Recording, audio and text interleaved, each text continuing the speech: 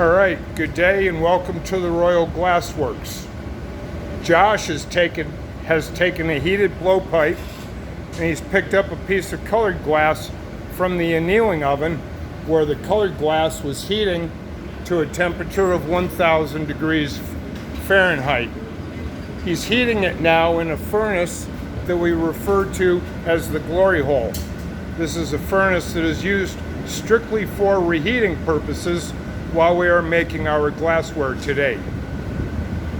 The colors that we use in the glass are made in Germany using different oxides of elements that produce the colors. The dark blue that you see is made from an oxide of cobalt, hence the name cobalt blue. Our purples and lavenders are made from an oxide of manganese, and our cranberry pink from an oxide of gold.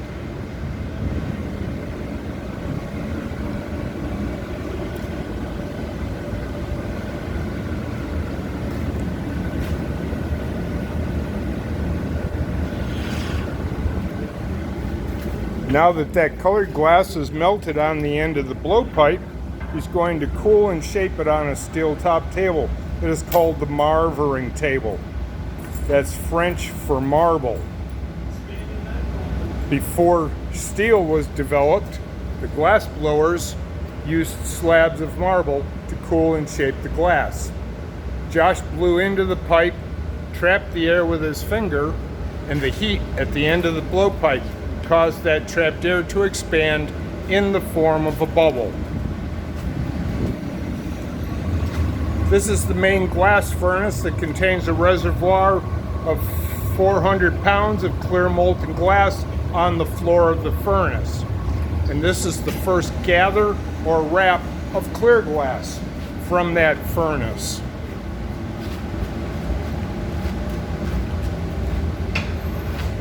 Now Josh is continually rotating the pipe to help keep the glass centered on the end of the iron, and he's using a wooden tool that we call a block.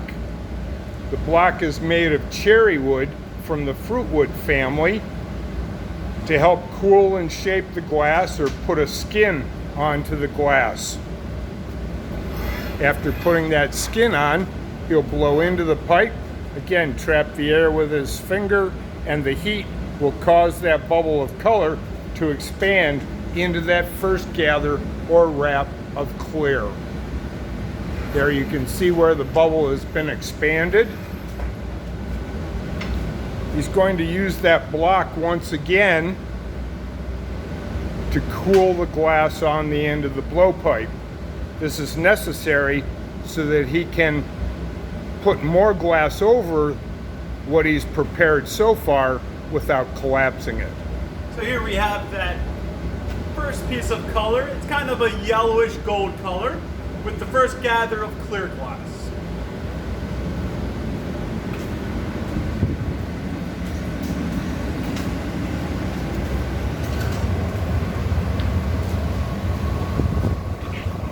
So the number of gathers of glass on the end of the blowpipe help to control the size of the piece that he is able to make. This is the second gather from the furnace.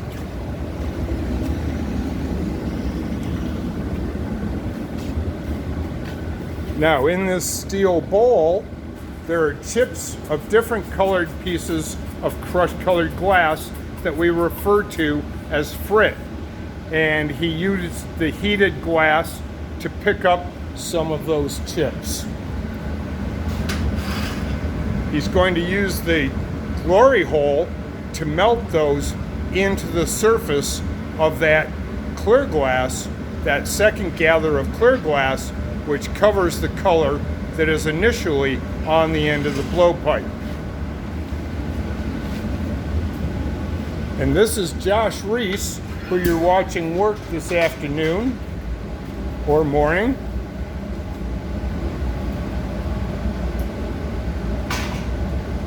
Josh works at the Art of Fire, and he's been making glass for 20 years. He blew into the pipe to expand the bubble. He's going to cool the lower portions of the glass on that steel top table to steal heat from the glass, selectively heating certain areas of the glass in preparation for the next step in the process.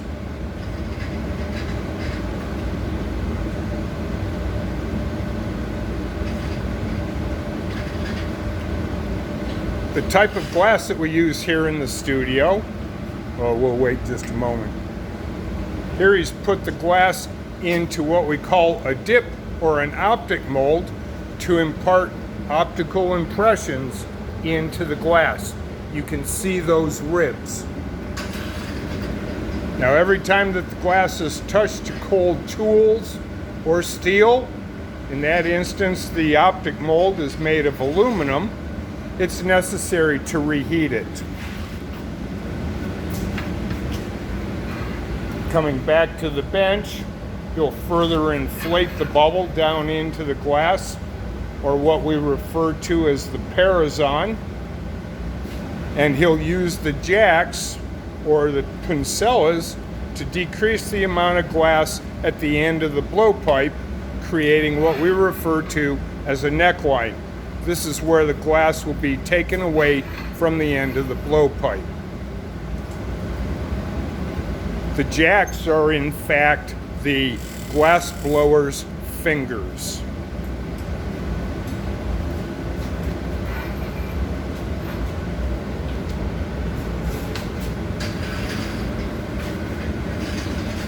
So the clear glass that I was talking about earlier that we use is a soda lime glass. It's 75% silica sand, 15% soda ash, and 10% limestone. And what Josh is doing here now is he's selectively heating certain areas of the glass so that his next set of steps will be to create a vase form. So, using a bit of centrifugal force, swinging it around, elongates the glass on the end of the pipe.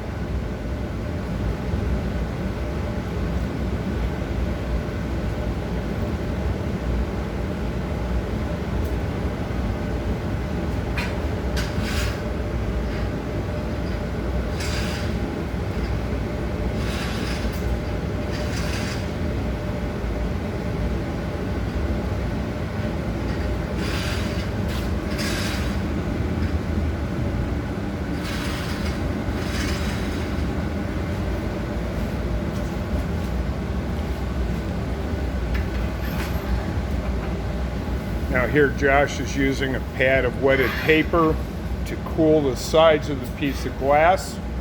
He's inflated it a bit, and he's using a wooden paddle to flatten the bottom of the piece of glass so that the finished piece will stand upon itself. We sometimes refer to this as a ring bottom style of base. He has to maintain a certain amount of heat into the glass at each step.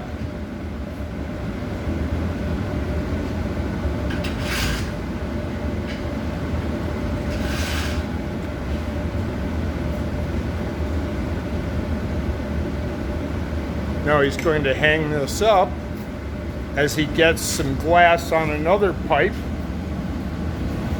called the punty. The punty is French for bridge. This is the bridging tool that will be attached to the bottom of the piece of glass so that it can be removed from the pipe, and the mouth will be able to be opened up and brought to its completion. He's cooled and shaped that glass. He has a pair of pincers or tweezer tools that he used to attach to the bottom of the vase. He's putting water onto that neckline or that indentation. He tapped the pipe, and that went ahead and separated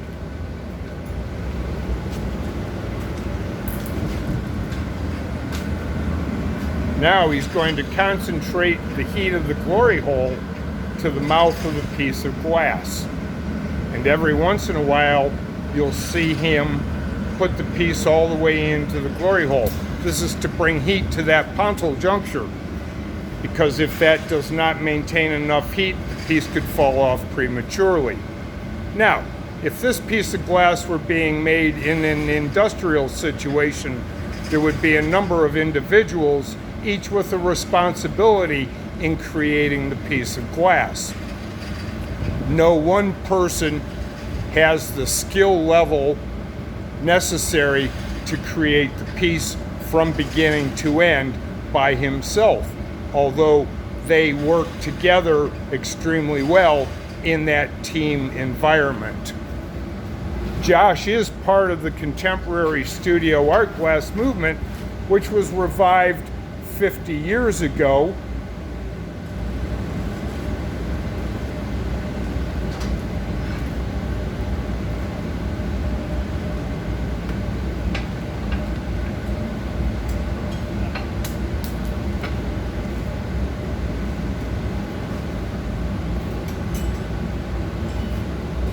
He just went ahead and did a little bit of shearing to the mouth of the piece.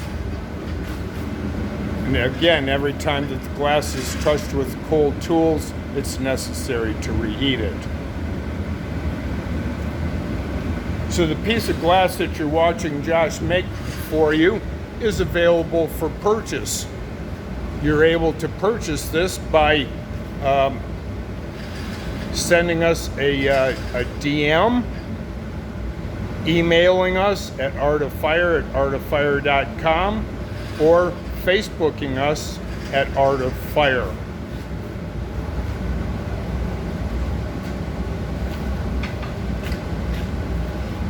So now he's going to use these jacks to continue to open up the mouth of the piece of glass.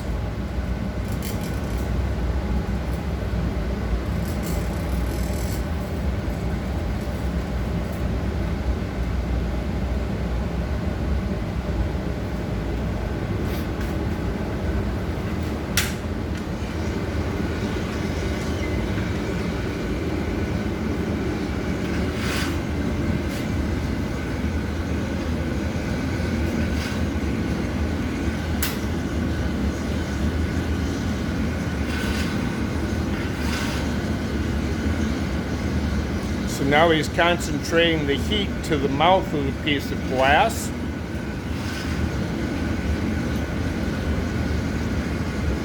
For one of the final steps in creating the piece of glass. Here he's using what we call the dip or the optic mold to put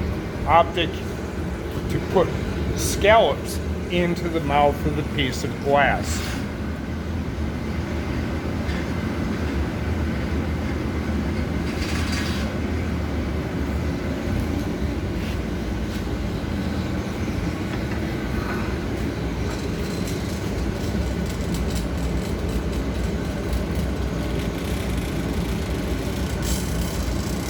Using his jacks to steal just a little bit of heat. We have the nice scalloped vase with the multicolored frit and the optic impressions, and the wider foot at the bottom, which again we refer to as a ring bottom.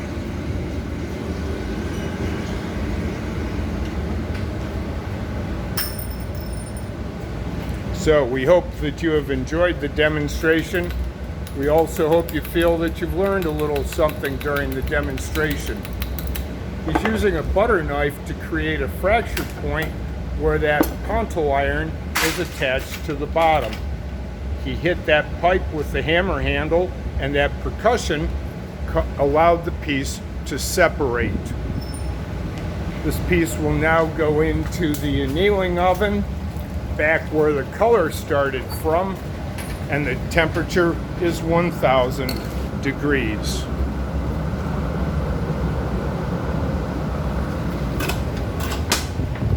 So we hope you enjoyed that demonstration. Thank you for being with us at the Art of Fire. Enjoy the rest of your day. Thank you.